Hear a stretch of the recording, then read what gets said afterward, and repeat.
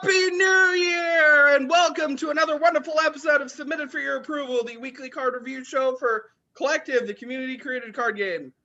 So it's a 2021, putting 2020 behind us, the mess that it was, both very much so in the real world for many of us, and also in Collective. And we're gonna build something better on top of the ashes of the fallen. I am joined today, back with us again is Grief, my faithful co-host. Howdy folks, and by the way, a delayed headphone warning. Good that I muted you for the beginning.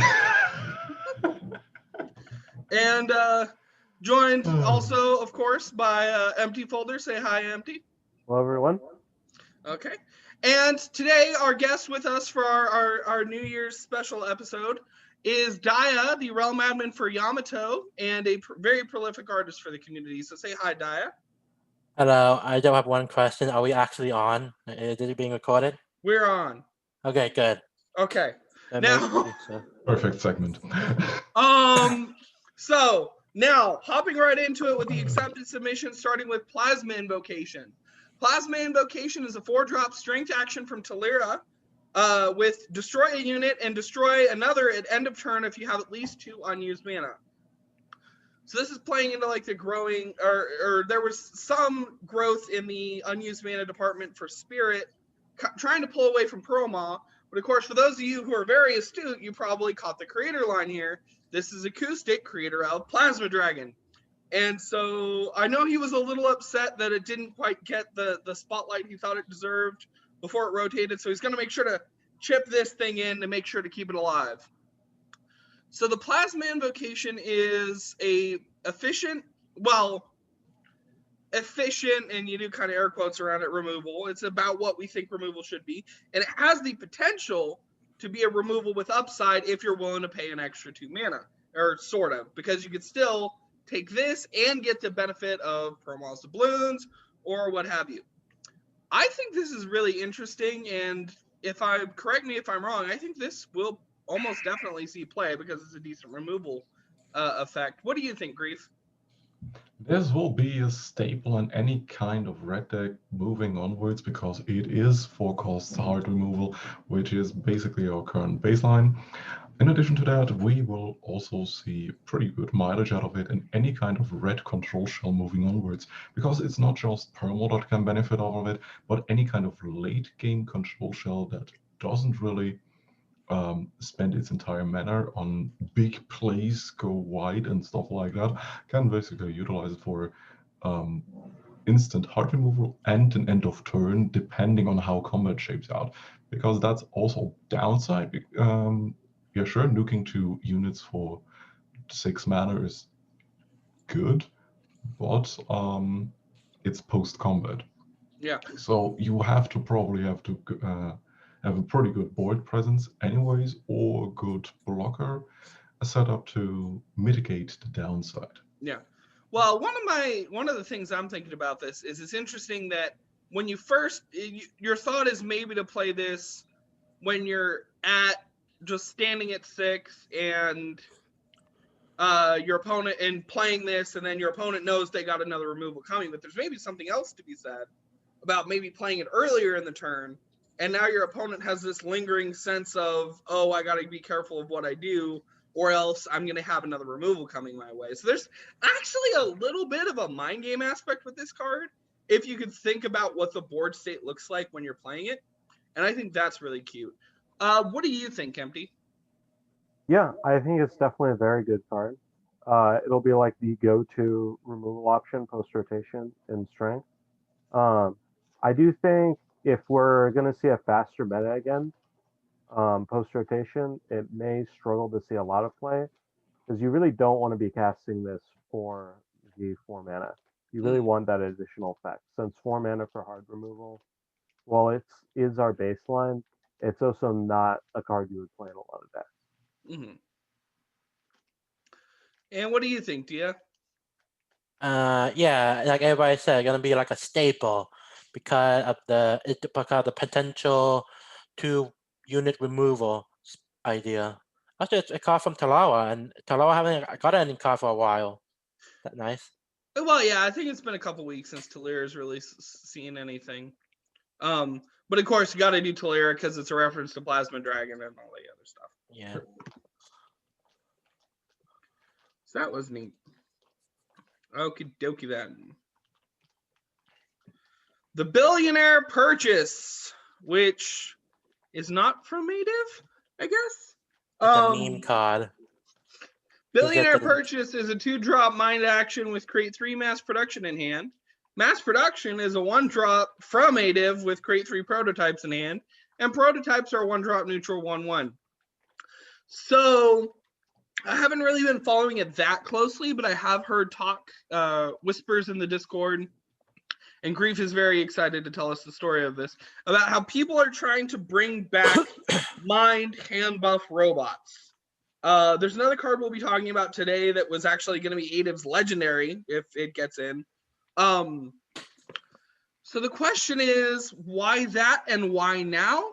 And because Grief's kind of our resident historian, I will actually let him go first again. Okay. Great history of collective with Grief. Good Grief, that's a good one. You jolly folks, I cheated you with my card selection because it's 2 new cards and 1, since mass production is also a card that got into the game in the same week as Billionaire Purchase. On the other hand, robots had a history of being the basically hand token deck. Think of any kind of buffing shelf or go wide strategies on the board and just replace board with hand, which is A, not as good, and B, relies on a very inconvenient shell. And therefore, robots never really were good until, funny enough, a card named Rika was introduced to the game, which made way back in the Q system, robots a tier 1 deck that OTK'd out of nowhere because it dumped its entire hand with -4 cost prototypes that were 8, 8s, and whatever. On top of that, that was actually a playstyle that the initial creators of robots didn't like. Now, fast forward to the playpass system and Adept being basically a dead realm because no one designed for it anymore. Now, with the new rotation in 2021, people started to warm up to the idea of prototype deck because, funny enough, people, when they think of Adept or blue bots in general, they think of just the hand buff shell, which is by far not the only playstyle that is actually designable or existent in Adept. One is actually being prototypes, which has been heavily underdeveloped in the years overall. So think of it as Shadowverse version of Paris. Those are prototypes. Now people are actually trying to implement similar design ideas to that specific deck, which is interesting since now we can flood our hand with prototypes and build somewhat of a hand buffing shell back up again with tokens similar to Ring the Bell's Beggars. Yeah. So yeah, it's interesting how you bring that up, and it does have some interesting potential that away. Aesthetic-wise, it's interesting, like how this is like just seemed to be like scrap art. Like this is just Cherian had some ideas that he discarded, and then Billionaire Purchases art itself been on the sheet for a while. So the whole aesthetics of this are a little all over the place. And it's kind of weird, of course, that itself is not from Native, but I'm interested to see what we can do with the Adept prototypes moving forward. Diah, what's your thoughts on this? Okay, I remember that Rujek said that this was probably like a meme card because all it does is like create like prototype in your hand. And it's funny, but it could be dangerous if we get the Knave upgrade Adept card in the game. Yeah. I think that's part of the Greg cycle. Greg cycle, maybe. Yeah, it's the Greg cycle that Hanoit was making. I really feel like this was part of it. I wouldn't say so because it's the Hour's name looks design. really familiar. I know that it fits into kind of the themes of what those names are, but I don't think it belongs there. I get more the rich get richer vibes from it. I actually thought this would be a Tutela card, but it wasn't from that realm. Well, yeah, because Tutela has the economic sub-theme. So. Exactly. But yeah, what do you think, Empty? Yeah, so mass production, I think is going to find an immediate home in food decks. Because like before you were running Hydraxig runs, but the problem with that is that you had to be on Spirit, because all the tokens are Spirit, whereas prototypes are neutral. Billionaire Purchase may be like too many tokens, even for food decks, because it's so like you have to pay a minimum of 3 mana in order to start getting them. Yeah. If we see a slower meta, then I could see this seeing play. At the very least, as well, it's like unlimited fuel for your KM active, because you just have so many tokens that you're generating. Yeah. One thing that's worth talking about this that's happened since this card came out is we now have Belfry of the Void. Yes, non-native synergy is kind of real with this card. Yeah, because this will both get you non-native tokens, so if Black Rift does anything more on that front, and units, both the mass productions and the prototypes. So yeah, this could potentially be a really good, maybe a jump for Black Rift if anyone's interested in designing for them. I personally am more interested in the potential direction that actually Shadowverse has with one of the cards called Vincent, which cares about you playing multiple copies of specific cards. Yeah.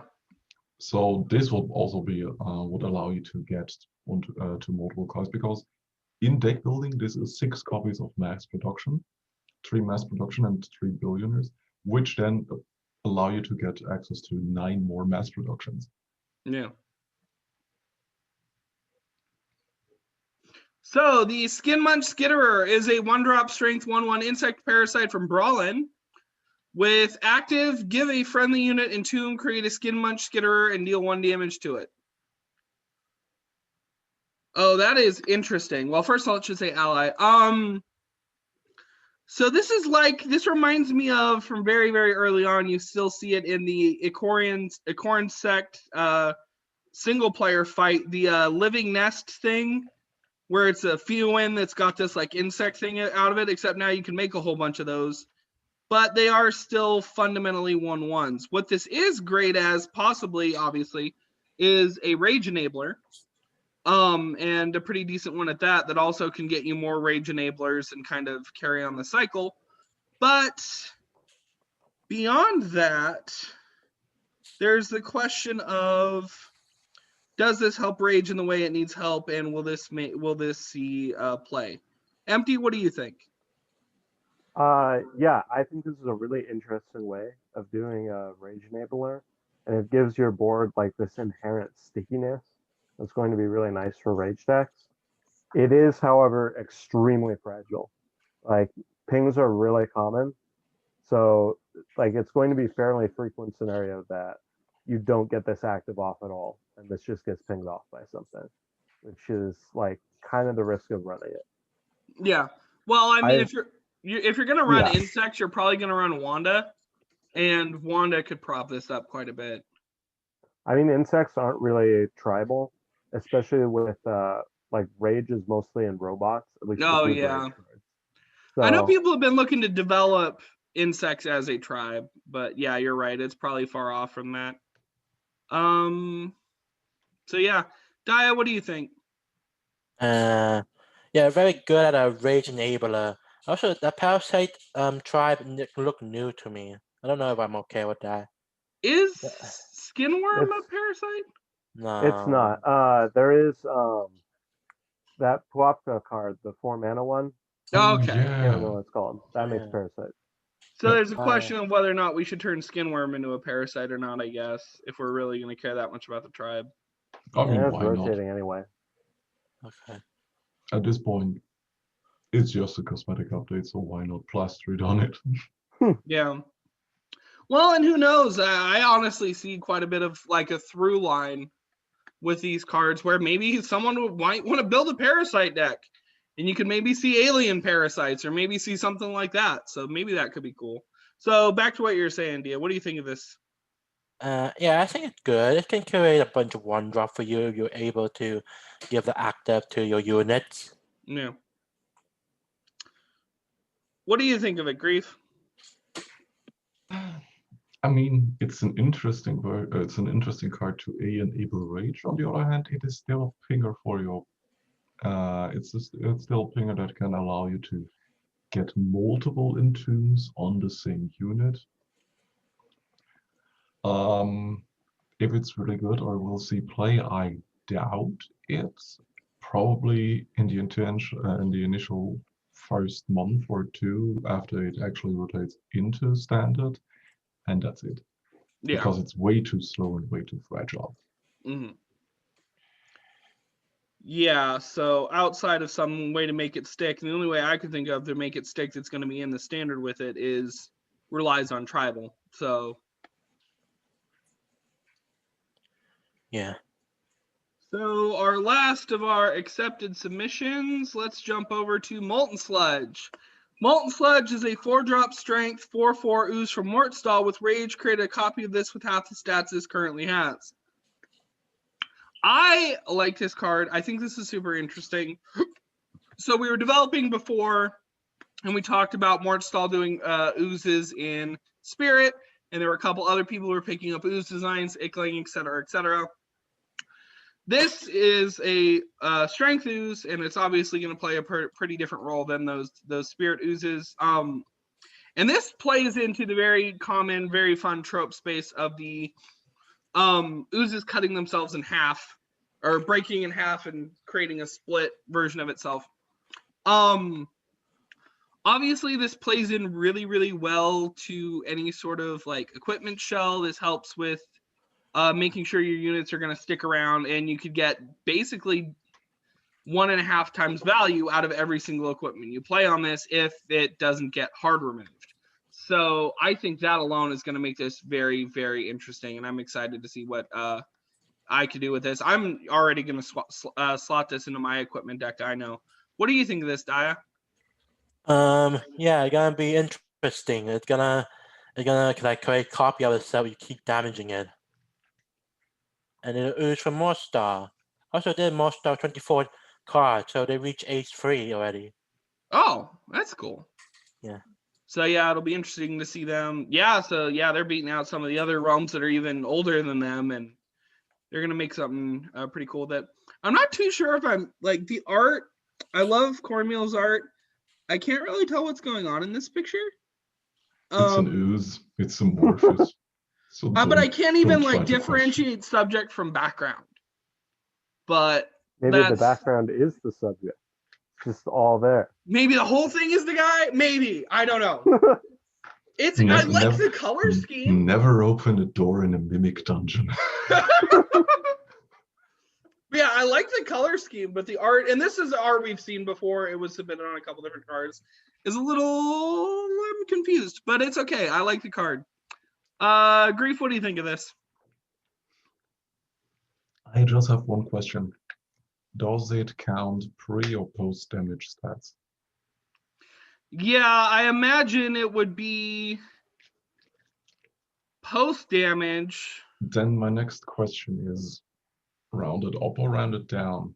It would, oh yeah, because create, it's not immediately clear which way. Well, it depends on which way it was blocked if they were being considerate about that. I think the default is rounded down, if I remember correctly. Well, yeah, but it does depend on whether it's blocked as take away half, create it and take away half, or create it with half. Yeah. How they blocked it. I would hope that they did it inconsistent with our standards, and it does round down, so you have a chance at creating something that'll immediately die. Still, it's basically text missing in the card that should clarify it. Mm-hmm. Other than that, I don't really have anything against the card. It's a default 4/4 with an interesting rage ability that will play well with any kind of pingers or in combat. But overall, yeah, it's probably playable post rotation whenever that happens. Yeah, I was joking around with MT before the show started about how I wish hot fries was the thing in standard with this. And you could just throw down hot fries and get a free copy of your dude, half stats. Um, Going back into the Black Rift dimension with you. Empty. What do you think of this? Yeah, I think it's interesting. It is very slow though. Yeah. Also, like the way it's worded and like the way this card interacts with like the HP makes me very unsure of like how to judge this. Because in the worst possible scenario where it's rounded down and post damage, this is really weak. And otherwise, like it gets a lot better. So Yeah, like the word currently here is really tripping me off because I would be confused. If it says stats this has, I would be very confident that it's post damage round down, but oh well. Any interested viewer is free to look at the blocks and come to a conclusion for themselves. You don't need us. I'm gonna get you the answer. I'm testing in the card creator right now. Well, we gotta And let us know later on. No, just keep going, and then I'll Yeah. I'll bring it up once I figure out Okay. the answer. Lurking Shadows with this really cool old art from Hydrogen is a 2-drop spirit action from nowhere in particular. Mill target player equal to the highest HP among allied units and draw a card. So I really, really like this. It's interesting in that it's mill or self-mill. We're doing a lot of our mill designs, it seems nowadays, as being lenticular, where you could do either. I think honestly, this is one of the better ideas that people have had for using this art. And this does give us a lot of interesting synergy with stuff we've been seeing recently, with maybe Spirit Equipment, Corn Maze if it gets in, which Corn Maze has been resubbed. There's a lot of interesting avenues for this, and maybe it could even help out Dat, and I'm not against that. So, Grief, what do you think of this? I'm loving it and hating it at the same time. Loving it because it's pretty good support for Milligan. Hating it because it's pretty good support for Milligan, and we actually try to get away from very potent mill engine cards that are similar to a specific mill 5 and draw 2 cards for target play. This basically gets rid of the target player also drawing a card, but just you benefiting of it, which is nice because it's more flexible. On the other hand, we have to be actually careful of any kind of slow control deck with high HP units again, because A, Dot loves them, and B, this card as well. But do you think this kind of stuff is what's going to bring Dat back, though? If not that, at least a very grindy and hard control-based build deck. Yeah. It's probably not as aggressive as it is currently was. But still, this can potentially mill a dude for 8 to 12 cards just in a single instance while you drawing a card. Yeah. Diah, what do you think of this? Let's see. Yeah, it's good. It'd be funny if you like buff one your dude to have like 25 health, and then you play that, and then you mill the target player 25 card, and he can't draw anymore, and then he deck out and lose the game. Yeah. Damo recently got in, didn't it? Yes. Damo the Overgrowth, double this thing's HP. Oh, that's a very slow card, though. Yeah. Yeah. But like you said, if you want to build a really grindy mill shell and you want to make a killer combo, that might maybe work. I don't know. Hard to say. I would actually grow the HP of a card with Marie's level 2, though. Yeah. Oh yeah. So maybe but running Damo and Marie, and then you could still double off of the buff. But I think that's the fastest. If you want to talk about a jump from like 8 to 16, that's the thing that can do it. MD, what do you think of this? Okay, so first of all, I want to share the results of my Molten Sludge research.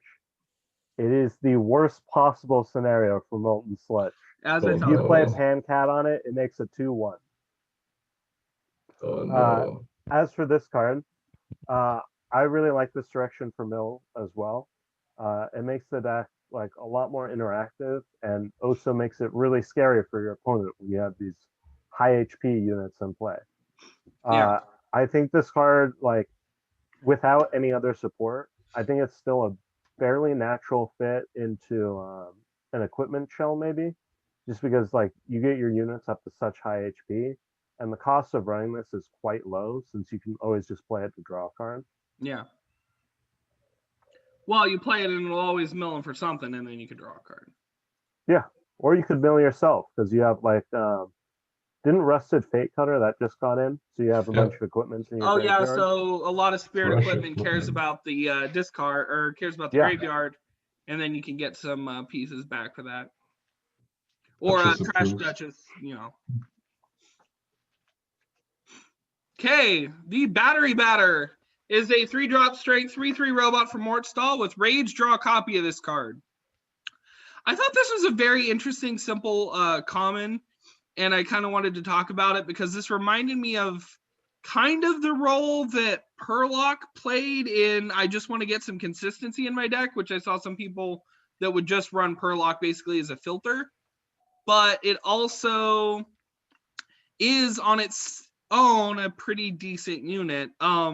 Obviously you can lose out on your chain if it doesn't if it doesn't come through, but you can only really get 3 copies off of this unless other shenanigans maybe come along later. Nobody's running Anthroclone with this. Anthroclone's rotating. So, Diah, what do you think of this card? It's good, it's simple. I like the common idea, and it's from Mortstar. If you get in, then Mortstar get another card. Although, how do you? Oh yeah, how do you trigger the rage? I think by the parasite card again. Yeah. Oh yeah, well yeah, you can maybe do it with that parasite that's in now.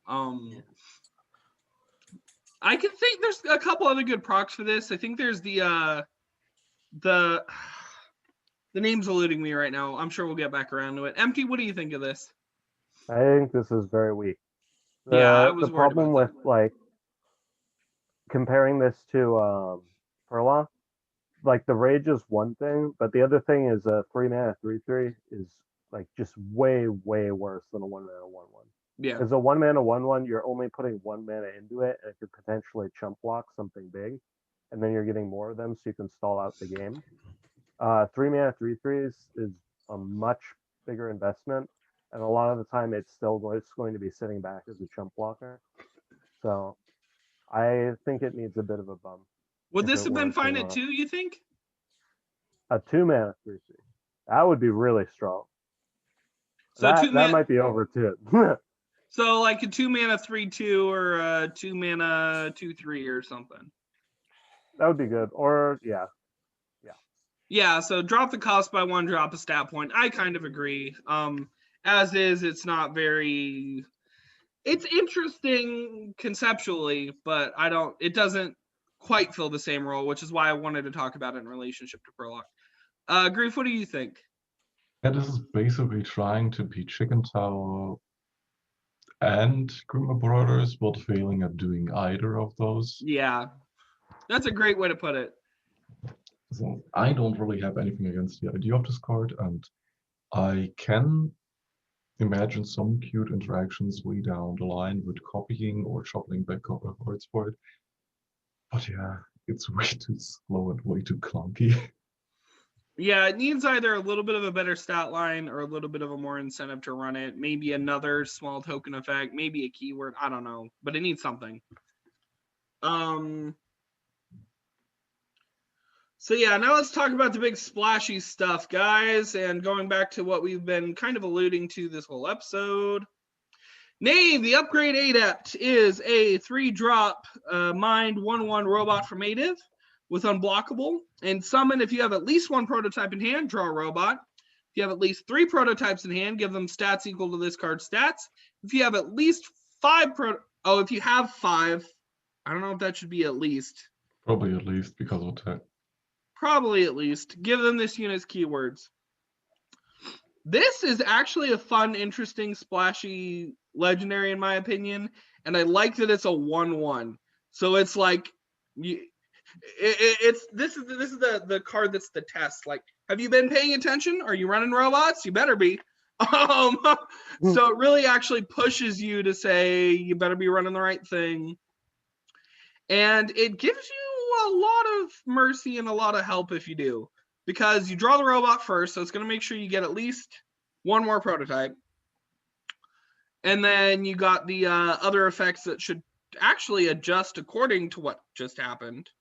And if you get to 5, you get a huge potential buff. But of course, Knave, you don't want to play it at like turn 3. You want to have spent some time upgrading him yourself. And so what do we think about this? I'll let Empty start. I mean, the main issue right now is that it's very hard to upgrade Knave himself. I think like one of the only options we have is mass production, which is really slow.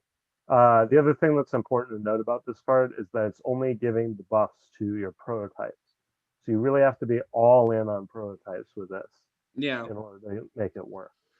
But like the potential is definitely there. Like giving your whole hand of prototypes unblockable is pretty scary. And it's definitely the type of effect that robots need to be viable, because like their vanilla prototypes, even when you get them up to really high stats, a lot of the time they just sort of sit on the board getting chump blocked and then cleared away. So this makes them a very real threat. Like deal with this immediately. You can like save some backups with them, the unblockable too. Yeah, this does seem to stress like you're probably going to want to go the feed route to upgrade your Knave, or something to get him on the board with a lot of stats so it'll stick. I mean, I don't think food works because the summon triggers first. Oh, yeah, you're right. So you actually do have to really, really put in the work. I personally think that maybe this should have been adjusted around robots instead of prototypes, but that might have been too much. Because there's also so much in strength, so it's just kind of hard to design around. Grief, what do you think? This is basically the perfect way of actually introducing a new playstyle into robots, actually. Since prototypes are now a thing in rotation, now we can actually focus hard on it, since the rest of the robot shell-ish, as you mentioned, doesn't really exist in mind. So it's basically the perfect time to get such a legendary into the game right now, because we got Billionaire, we got mass production, we can now, after these 3 cards are basically in the game, we can focus on hand buffing, how that should be utilized, what constraints should be on those kinds of effects, and so on and so forth. So yeah, it's probably the best. It basically is on the subreddit during the best climate where it could actually get into the game and shape the archetype moving forward for the next complete rotation. Yeah.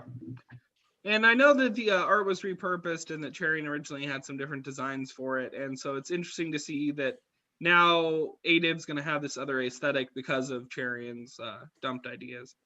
Diah, what do you think of this?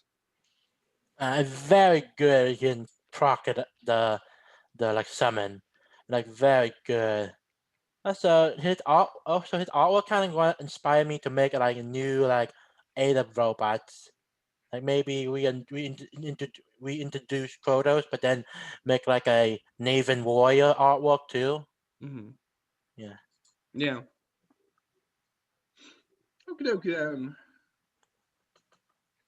Let's move on to the Painter, which is very funny because this is designed independently from the other times we tried to get a different painter into Karachar. The Painter is a 3-drop neutral 1/4 toon human from Karachar with active and summon. Choose to play a color. And the colors are all the same, basically. They just have a different affinity slotted in. So it set the affinity of the top card of your deck to X and draw a card. So personally, first of all, gotta say, hands down, love the art. Sorbet did so great with this. There were a lot of versions of this effect I saw going around, and this is by far the weakest, and I don't think this card is even with the active and summon, it's very slow and very inconsistent and does not even get you that big of a benefit. So how do we feel about this? Diah, I'll let you start. I thought it was good. I thought it can help you like turn up but then again it's luck based. It can help you turn like a mind card into a strength card, your strength hero. But then again, it's very luck based. Maybe it should be a bit more buff. I don't know. I like the artwork though. Yeah, because I think the design I had for the other painter was like something like turn your hand and the top 5 cards in your deck into one color, and even that still might not have been enough. I think we talked about it on the show maybe. This is just slow and a little bit cumbersome. The creative elements are all there, but the mechanical elements is just there's not enough cards that care about affinity besides just changing it to yours, and it needs a way to do this with some sort of consistency, or there's just no reason to run it, and therefore no reason to vote for it. Grief, what do you think? MD, you know what card I'm thinking about. I just got into the game now, don't you? I don't think I do. The rebound dude. Oh, yeah. That's right. That did get into the game. On the other hand, this is basically an instant KM insert because it will fix the color fitting to your outfit. Yeah. Not only that, this is basically the cutest kind of design for this. Because yeah, it's unconsequential, but it's still basically free card draw effect on summon and on active. It 3 costs a neutral unit with 1/4 that just draws you a card. That will definitely fit your affinity. Yeah. Definitely nothing to scoff at. As well as it's basically also, in addition to that, what you tried on the recent cards that you posted that cared about you playing off affinity cards. Yeah. This will also fit into that as well. Yeah, it's technically just what was the it was a spirit card that turned a card into your hand to the spirit card and reduced its cost by 1. This is Mana Clovi. Mana Clovi. This is just Mana Clovi on a stick that manipulates the top of your deck. Yeah, I did forget the draw card effect, and that is worth noting that even if it was this and just draw, that's actually pretty decent. And then the color changing effect is nominal. I think it's probably the disconnect in my brain came from the fact that the color changing was put as the very, very forward thing. And so I missed that, I could just use this as a card advantage engine. Yeah. It distracted me, is what happened. You barely need the color changing thing to do anything for this to be good. Even if it does absolutely nothing, a 3-mana 1/4 that's summon, draw a card, and then every turn draws another. That's like already totally playable. Yeah. Yeah. I kind of missed that. I was missing the trees for the forest because that was very so yeah, just as a draw engine, this could be pretty cool. And it's neutral, slots into anything. I don't know if people are really going to move forward with the caring about off affinity. That was a suggestion I had that didn't really take off. But you are right in saying that Essence Shifter, you could use this to de-shift all the stuff and hold on to the rebound. Or you can use this for, like we said, just a card draw engine. So yeah, I kind of turned around on this now that I stopped paying so much attention to like this card and started paying attention to this line on this card, which is really where I should have been. I honestly would have said, I almost would have said just like do this and then add draw a card to this effect just to kind of like force people's attention back onto this, but maybe that's just me because it was a little distracting. Okie dokie then. The Igni Soldier is a 1-drop spirit, 1/1 elemental knight from nowhere in particular with summon, move all Igni Soldiers from your graveyard to play. So this is really, really fun. Of course, it's a 1-drop 1/1. It's got the cuteness about it that it lets you use. It's kind of like an anti-Grimmer Brothers. It reminds me a little bit of the School of Fish from way back when. But this is a different take on the same thing in Spirit. And it's funny that it says they refuse to be extinguished. And I feel like this almost goes in Lux, but of course it's Spirit. But aesthetically, it's like so adjacent to stuff we've already seen. I don't know. What do you think of this? I'll let you start, Diah. It's very cute that say that, but it said move all Igni Soldier from your graveyard to your play. So you first have to play Igni Soldier, and then that die, and then the second one, but it's bring back one, and then that and if there are 2 of them die, then you play the third one, then 3 of them are back, and then 3 of them are in play, and then yeah, I don't know if it's good. It's confusing to me. Well, it lets you get extra value out of it, and then if you could find other creative ways to bring it back, again, you could get another cycle of 3. So it does net you just a lot of really neat, sort of an incremental advantage type card, which is better. I think one thing it might be missing is like, it's almost like a Stolly design, but the stat line says this is something I just want to play and do aggro with. I don't really know if Balut cares that much about a 1-drop 1/1 that he then has to wait till he draws his next copy of, and so on and so forth. MP, what do you think of this? I think it's incredibly weak. Yeah, It's like Green Man, but bad. really bad. Yeah, Like the playing a 1-mana 1/1 as like your turn 1 and it does nothing else. That's horrible. So the upside has to be really good to make that worthwhile.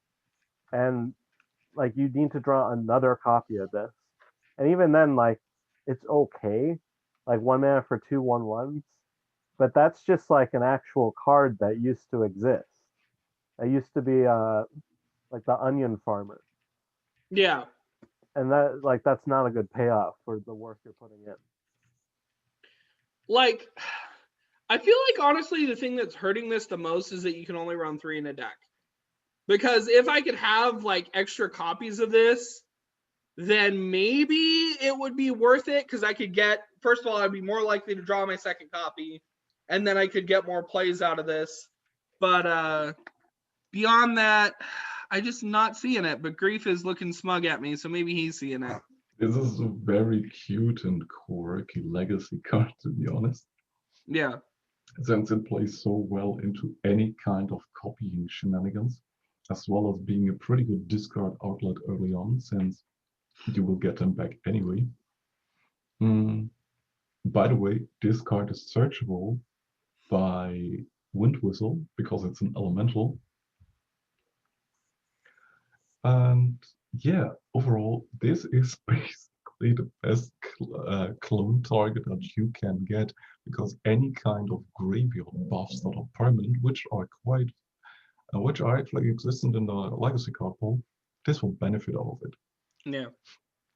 Technically, let's compare Battery Better or Virgin Battery Better to the Chat Igni Soldier, which Battery Better, sure, had its pros and cons regarding to its rage, and this one has pros and cons regarding to its summon. But overall, you can have way more flexibility with a 1-cost 1/1 that brings stuff back from the graveyard in Legacy than compared to a 3-cost 3/3 that only ever interacts with you when you actually deal damage to it. Yeah. And only can get 1 copy. This brings them straight into play. Yeah. Which then can be sacrificed.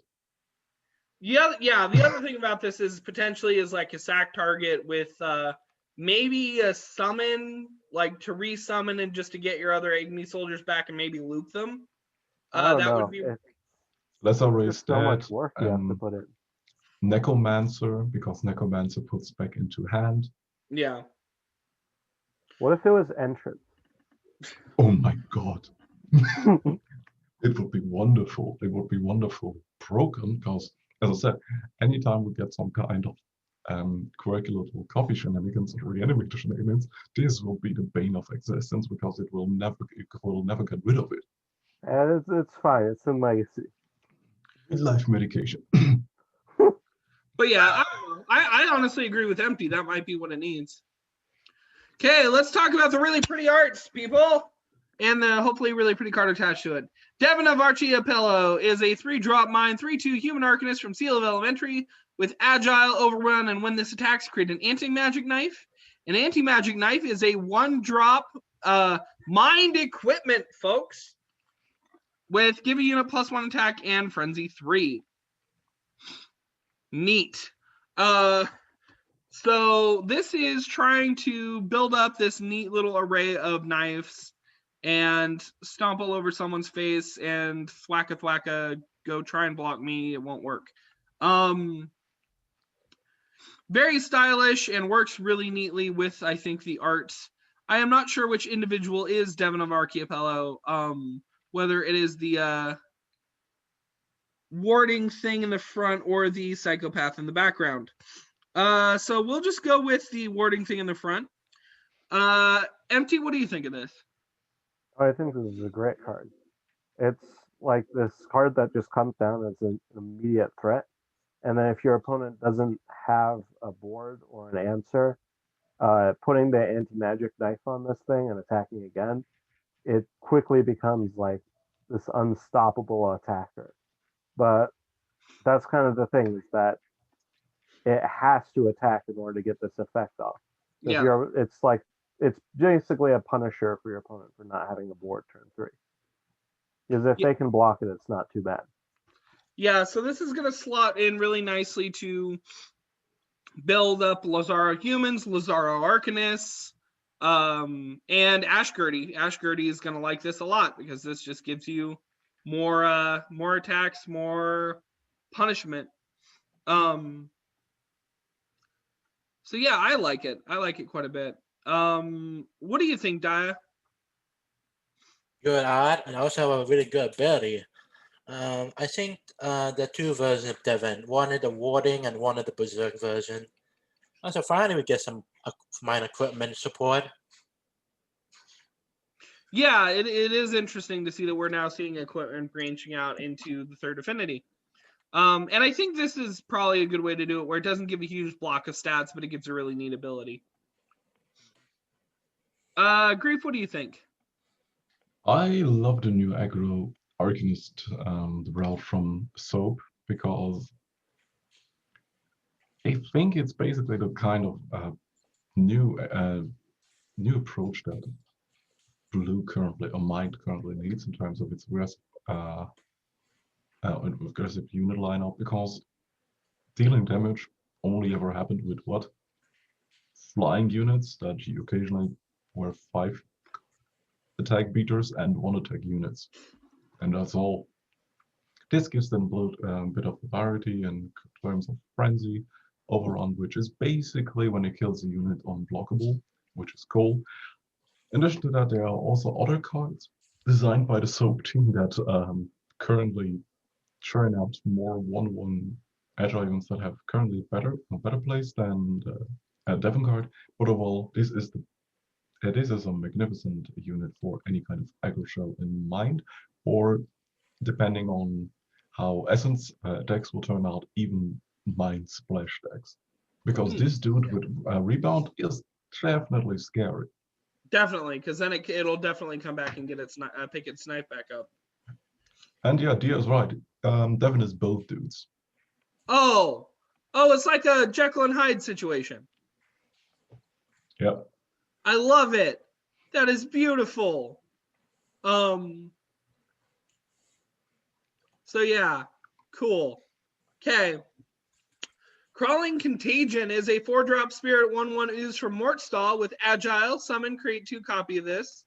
And Entomb ally oozes get 1 attack this turn. I love it. Oh boy, this is frightening. Because this plus Mortar Mockery. This is the kind of card that makes me excited to just build an ooze deck. I immediately know what to do with it.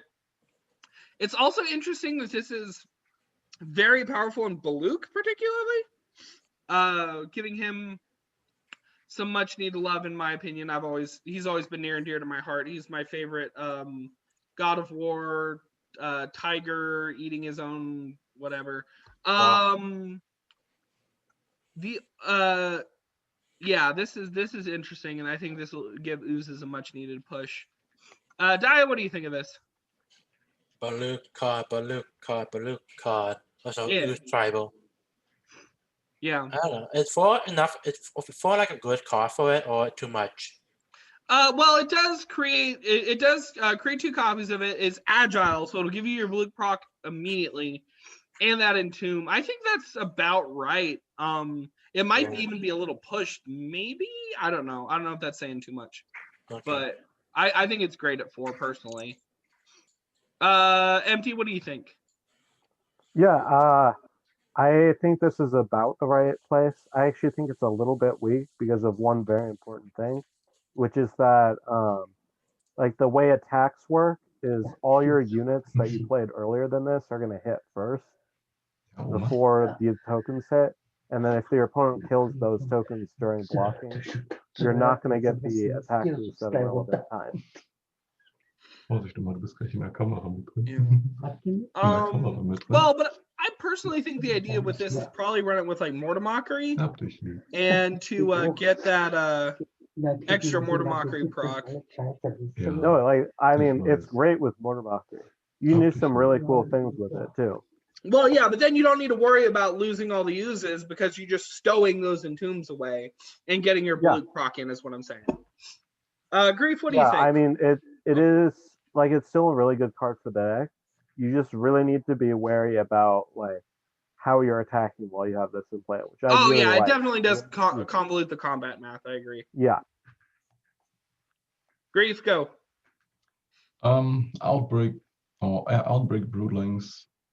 Portman's Outbreak Broodlings, which has pretty good synergies with any kind of tribal setup, which is basically what everyone here said before. Overall, this is not a bad card, and I think 4 is the appropriate cost, because as MT already mentioned, it will complicate combat math depending on the attack/block order. Yeah. But I think it's an interesting design and a good contribution to the shell that oozes are building up. They're a deck now, basically, it seems. I haven't gotten a chance to actually play them yet. I haven't been able to play very much recently, but I mean, I think if this gets in, like they'll be in a good position for that. Right now, they're kind of lacking like that big tribal payoff that I think this covers. Yeah, and it's kind of interesting because at first, and I guess you could still run this pretty effectively with like Marie, but originally I was thinking of it as more a Marie card, but now this says maybe I want to run them in Baluk, or maybe they could just belong to 2 different heroes. The Hellkite Tyrant is a 4-drop strength 3/4 dragon from Talira with flying and active. Pay 1 to give this +1/+1 and +1 frenzy this turn. Ready this.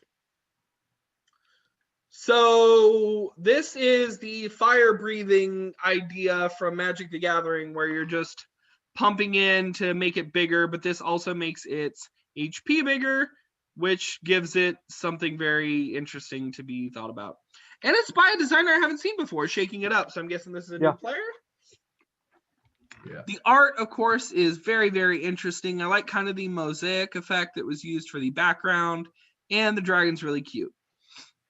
So, how do we feel about the actual design? Grief, I'll let you start. I don't have anything against fire breathing, but the overall card in general is basically a carbon copy of multiple elements of Magic the Gathering. From the art to the name, ending with the effect. Oh boy. Oh yeah. Oh, that's right. That is a thing. Oh boy. Someone the needs dragon to is I think it's the loot dragon, if I remember correctly. Or the dragon that cares about artifacts, which is funny enough. The Hellkite name is technically a household name for any kind of red dragon in Magic, and as you already pointed out, it is a fire breathing effect.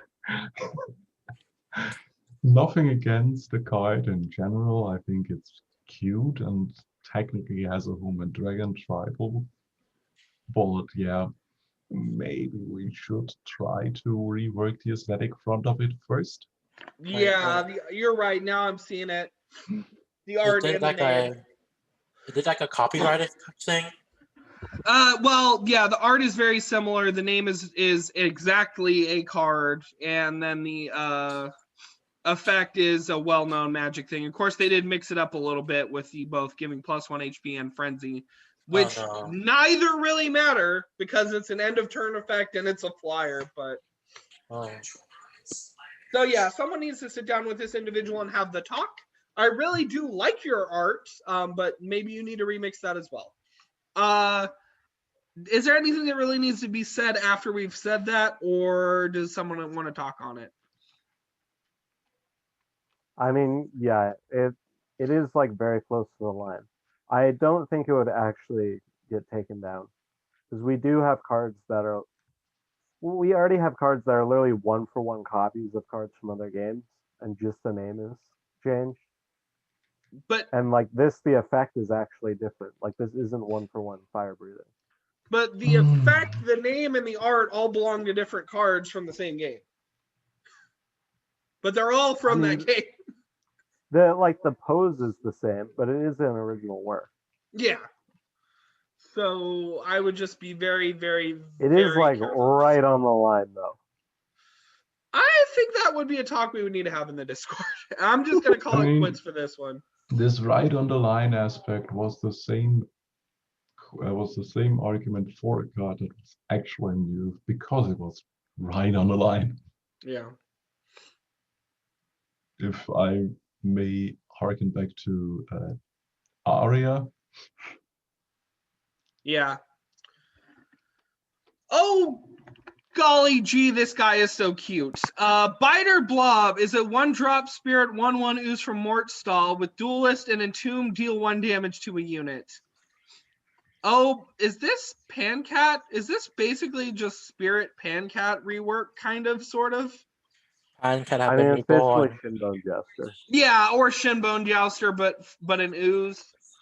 So this is cool. The token damage is really neat, just a little bit of chip damage. And it is, yeah, Shinbone Jouster, but a little bit faster. I just want to say that art is adorable, and I think it's the cutest thing Cornmeal has ever drawn that I've seen, and I love it. So cute. And honestly, that alone is enough to make me want to upvote it. Diah, what do you think of this? It's cute, it's simple, and I like it. It's a comment. Yeah. Very, very clean, nice comment. I actually want to know how this one's doing. I'm interested in that. It's doing okay, sitting at about 6 right now. So are there any obvious problems with that or anything we're missing? I'll start with you, Grief. Yeah. Shinbone Jouster with a delay ping. Next. So well, but it is worth noting that, of course, now this is an ooze and there's tribal deck. It is an ooze. It has that ooze synergies. It has an entomb effect that can be covered by ooze, and I think we've basically run through these kinds of arguments already with our poor man's outbreak broodling, so I don't think we have to repeat. Yeah. Well, the other thing about noting about this is maybe, and I said, oh, Baluk, oh, Marie, this one is actually really, really neat in Hawkins because he's going to be your 1-drop, and then you'll be able to get him back and do his whole song and dance number another time once you get Hawkins' active out. You have anything else to comment on this? What is this Hawkins hero you're talking about? I just remember there are only 2 birds in the game. Oof. Yeah, so the one issue with this card is how bad it is against action spam. Because the Entomb is your own units and is not a you may ability. So if you drop this turn 1 and your opponent doesn't play a unit, you're stuck with this thing and it's going to hit whatever you play turn 2. This could be a huge liability, especially if you like start copying this Entomb with your Mortarmocker uses and then your opponent still doesn't have any units. And like they kill your Mortarmocker and you're forced to kill your own board. So I think like the change in power level from this against like any normal deck and against action spam is going to be really big. It's going to be way worse against action spam. Well, I do know the other thing that people have been talking about with oozes is possibly Rage and possibly Endure. And those both interact interestingly with the fact that this is a unit versus an enemy or an ally. But of course, I think the rage design space is probably the least explored out of the three, and it's so also mostly in strength. And it's mostly in strength, yeah. So maybe if we saw a couple more rage uses, I could see a resub, because you are right that is kind of a big hole in this thing's defenses. But for the love of God, I want this art to get in the game. So make it happen, folks. He's a friend. Okay, now let's get started with Diah's picks. Yay. Starting with the Sunset Warrior, which is a 1-drop mind 1/2 insect samurai from Yamato with leap and active, give target unit frenzy 2 until end of turn. So this is cool. It lets you prop up a unit by giving it a little bit of frenzy. If you're on the offensive, if you're on the defensive, it gives you a decent chump blocker with leap. Other interesting notes about this, I don't really see. I mean, basically, it seems to forward more of an Ashgurdy-ish game plan. Unless, of course, Mind Samurai get more developed later on. So, Diah, why'd you pick this? Because of Spikebird design and Spikebird made it out, and I like the design. They have leap, so that's good. Against flyers. Yeah. Well, of course, against flyers, it's really just a chump blocker because it's on the weak side. There's not really any means to buff it in mind. So I think that active is kind of the thing we got to really focus down on. And that can give you a little bit of interesting chip damage or protect your big guy and prop it up. And that could be interesting. Empty, what do you think of this? I want this to be strength so bad because it's such a natural fit in Helldom. Like, having this unit where you can pay an active to buff something up temporarily is so nice for Helldom because you can go in with these attacks. But in mine, like, I don't really know. I don't see a place for it because in Ash, you want all your units to be attacking so you can get your passive, and you don't want this using the active. And then in Rick, like, his action spam, so you can't run it there. And then Lazaro, I guess you'd run Lazaro Samurais, but it's not really a thing. So but my thought on this was that in Ashgurdy this does make sense because it's an attacker early on, and then if you have something you need to push through, it can switch roles. And maybe that's a little misinformed. But Grief seems to have an idea. So Grief, you go. This card has one fault and just one fault alone. It is a samurai and not an arcanist. Arcanists are actually trying to get frenzy and stuff now on top of them, with having agile or overrun and the combination of these two, which then again would really fit well into that shell because you have an active, you play him on turn 1, turn 2, you play the Twin Arcanist card, which is an action, which puts 2 agile 1/1s Arcanists into play. You put Frenzy 2 on one of them. Definitely either the 1/1 gets blocked off or the other one will get through. And if you can actually carry that wave of trying to put Frenzy or stack Frenzy effects on your very aggressive units that come after it, it would make sense. Overall, you can probably fit him into that shell as well, but he wouldn't get any kind of benefits in more tribal focused direction, which is kind of a letdown, to be honest. Okay. The Intermissioned Tester is, oh boy, this is fun. Intermissioned Tester is a 6-drop spirit 6/6 giant from Tutela, 6/6/6. Over on leap and entrance, your other units shift +2 and ready your units. And I'm guessing so shift is affected unit play is replaced by a random one whose base cost is ±X than the original. So this is a new action word that we're introducing. Apparently, it's familiar. It's already existed on a lot of other Tutela cards, so I support the push to making it an official action word. And this is pretty cool looking. Aesthetically, I really like the art that Bonk is doing with this. And I like I said, I support the push toward and that is a really powerful effect. I think is that actually what the ooze that never got in. That's very similar to what she did, I think. It is on entrance, shift up shift, and ready. I think, yeah. And now this is basically trying to pass this off what appears to be a very similar design. But it is a little different, I think, in terms of like stat line and stuff. So, Diah, why did you want to talk about this one? Because interesting, it could bring a new hook word or a new keyword to it, or make the old, or it can make or simplify the other keyword into like a keyword. Well, it's an action word. A keyword, and there's keywords, action words, and hook words, and they each do a different thing. This is an action word, like mill is an action word. I said overrun and leap. That's a pretty good keyword. Overrun a pretty good keyword. And then 6/6 for 6. Yeah. Empty, what do you think of this? Yeah, I think this is about the right space or like cost for this sort of effect. This sort of, I guess it's like a shift deck now. Has never really taken off, although like the number of cards it's gotten has always been pretty limited. I think what this deck is really going to need in order to be a thing is to have some earlier payoffs to go along with this. Because having your deck like come online at 6 is just a bit too late. So it'd be good to have like 1 or 2 more of these effects at lower cost to get it some consistency.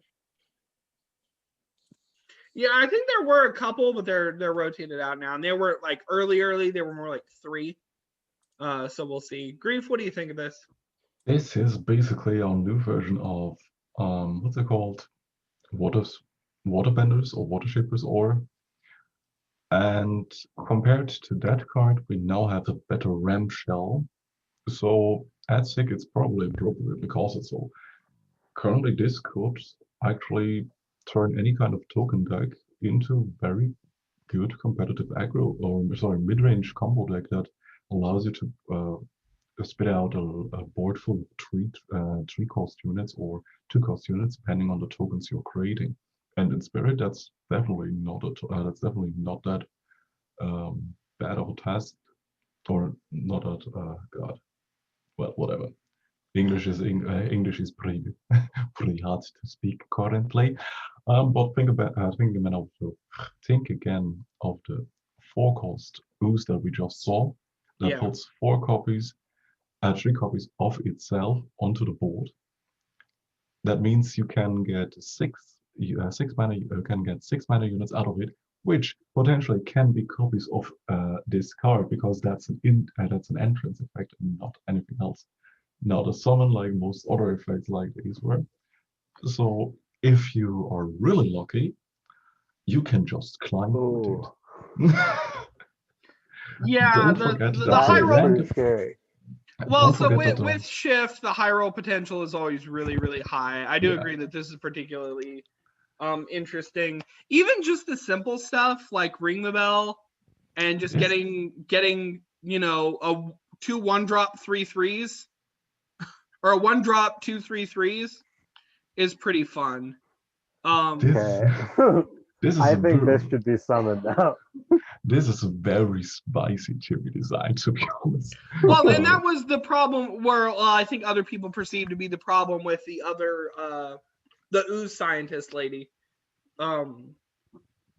was that the idea of doing it on an entrance was itself the problem. But I'm all for it. I love it. I love the idea of the high roll jank. But yeah, okay, man, that ooze thing you brought up though, that's crazy. Because then this turns into an 8-drop, and it readies itself too. So you just got a free agile.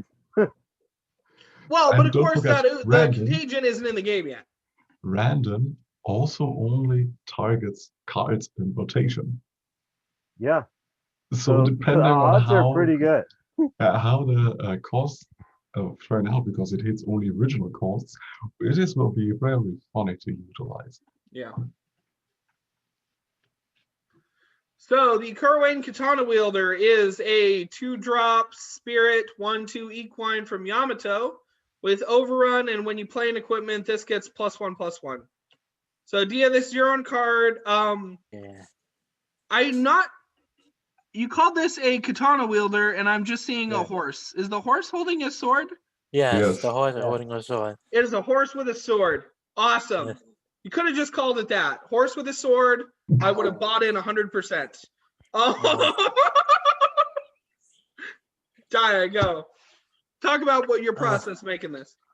I thought it was simple. I don't think it needs a samurai equine tribe, just a equine.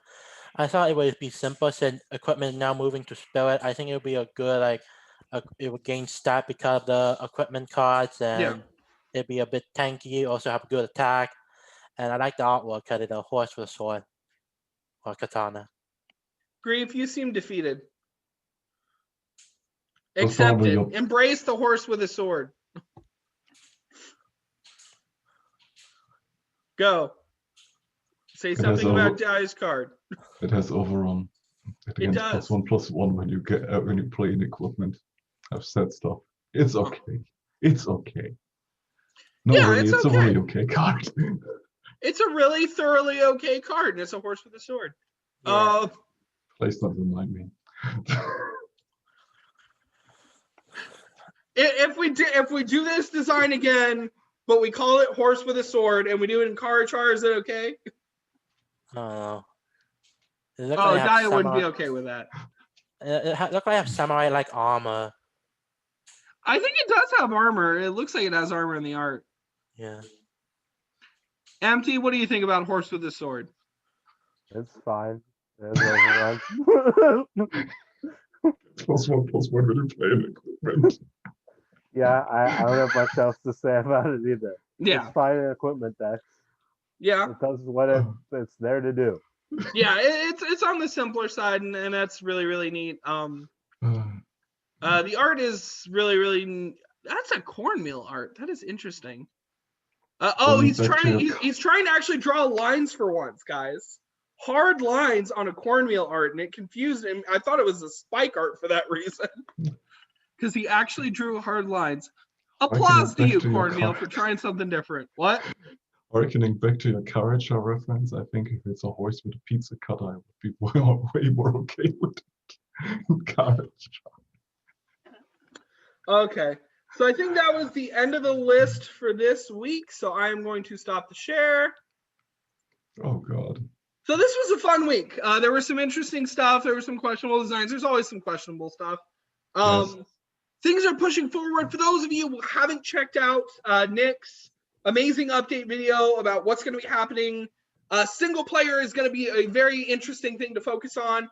And we are a little unsure what the direction of the show is going to be, but we will figure it out and we will get back to you. So thank you very much for joining us today, Grief. So good to have you back. It's always nice to be on this show. Yeah. And MT, it was nice to see you as well. Yeah, thanks for having me. And Diah, it was great having you on as a guest. It's always been fun. Yeah, thank you very much. I might ask again in like 3 or 4 months again. Yeah. Yeah. Sounds like a thing. So like, comment, and subscribe. Remind me why I'm doing this. Keep on voting on cards and playing collective. Bye. Bye.